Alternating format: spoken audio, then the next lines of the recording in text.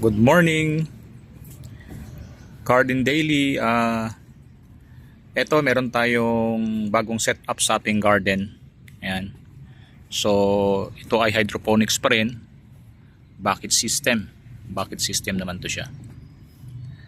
So, yung principle nito is ganun din halos, kaya lang iba lang yung setup. Halimbawa katulad nito, andito yung tanim. No, ito yung pipino natin. So although hindi pa tapos ito,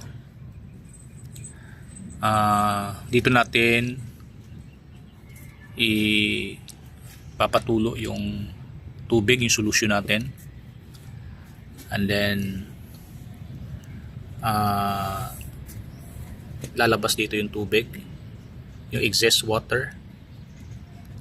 Yan, tapos mapupunta sa ating main drainage. Yan siya.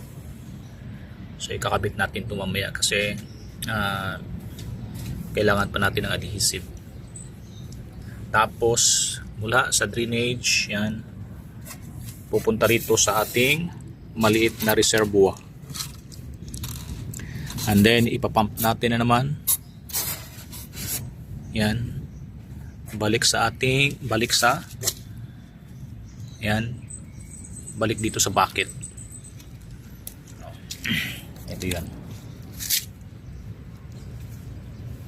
Balik sa bucket. Yan mangyayari dyan.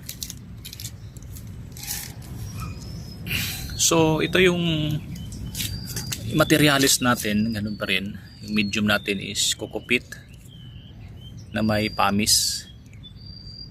Pinaghalong pamis tsaka kokopit. Yan siya. Okay. Tapos itong bucket natin is recycled na water container. Yan, medyo matagal na kasi itong mga container na ito eh. Yan siya. So dyan may kamatis dyan. Tsaka ito kamatis. Tinakpan ko kasi ginalaw ng pusa kagabi.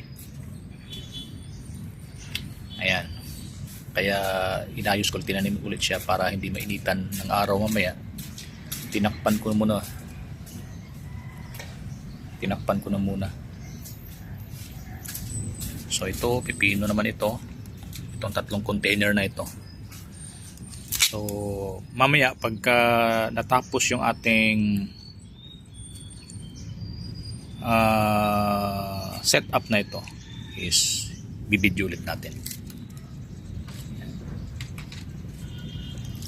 Yan pa lang so far sa ngayon. Yan naman yung bago nating natutunan sa ating Garden Daily.